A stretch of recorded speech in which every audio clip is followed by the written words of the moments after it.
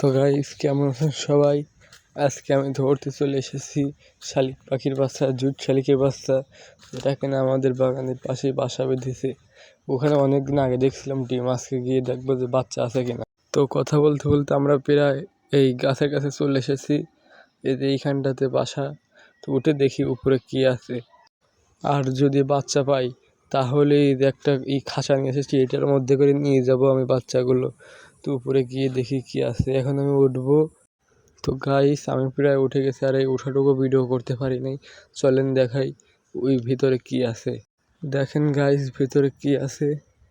ভিতরে তো বাচ্চা দেখা যাচ্ছে। তো বাচ্চা আমি পেরিয়ে নিয়ে যাব, পেরিয়ে নিয়ে আমি পালবো, পুষবো। আমার অনেক শখ শালিক পাখি পালার। আপনারা দোয়া করবেন যেন ওরা সুস্থ থাকে। তো গাইস, আমি এই বের করাটুকু ভিডিও করতে পারি নাই। এই যে বের করে আনার পর এখানে দুইটা ছিল, দুইটাই বের করে নিয়ে আসছি। তো আজকে এই পর্যন্তই। সবাই ভালো থাকবেন, সুস্থ থাকবেন।